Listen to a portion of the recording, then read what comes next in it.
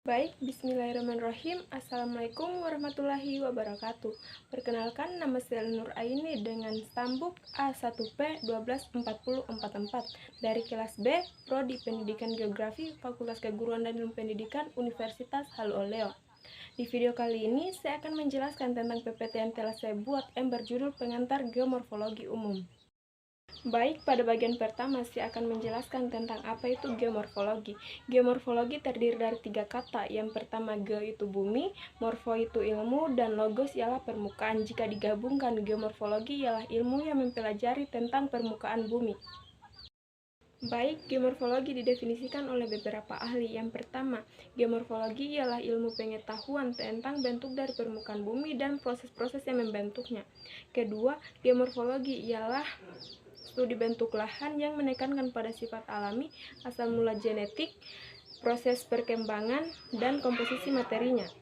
Perkembangan ilmu geomorfologi sebelum era 1970 dikenal sebagai paradigma Davis, meliputi struktur, proses, dan stadium.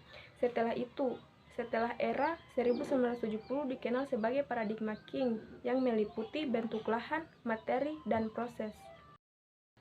Penonjolan bentuk lahan dalam ilmu geomorfologi menjadikan seluruh wilayah di permukaan bumi dapat dipetakan dengan simbol area atau poligon tertutup. Bentuk lahan dapat diartikan sebagai objek material geomorfologi. Bentuk lahan jika disederhanakan ialah suatu bentuk relief, proses, waktu, struktur, dan materialnya. Asal-usul atau genetik bentuk lahan meliputi 1. Bentuk lahan gunung api, 2. Bentuk lahan fluvial, 3. Bentuk lahan marin, 4. Bentuk lahan struktural, dan masih banyak bentuk lahan lainnya. Kedudukan geomorfologi dalam ilmu kebumian lain. Yang pertama ialah geologi, kedua ialah fisiografi. Bentuk lahan keterkaitan bagi wadah ekosistem. Yang pertama ialah lingkungan abiotik. Lingkungan abiotik meliputi litosfer, atmosfer, hidrosfer, dan oseanosfer. Yang kedua, lingkungan biotik meliputi flora dan fauna. Dan yang ketiga ialah lingkungan kultur meliputi manusia dan peradabannya. Baik, pada bagian terakhir saya akan menjelaskan tentang kelompok kajian geomorfologi. Yang pertama, geomorfologi statis, mengkaji bentuk-bentuk permukaan bumi yang nyata.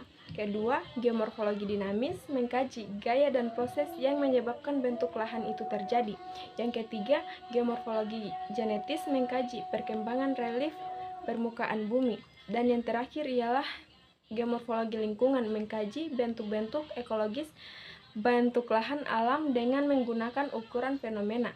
Itu saja yang dapat saya jelaskan. Jika ada kekurangan kata atau kesalahan kata mohon dimaafkan. Saya akhiri dengan ucapan wabillahi taufiq wal hidayah. Wassalamualaikum warahmatullahi wabarakatuh.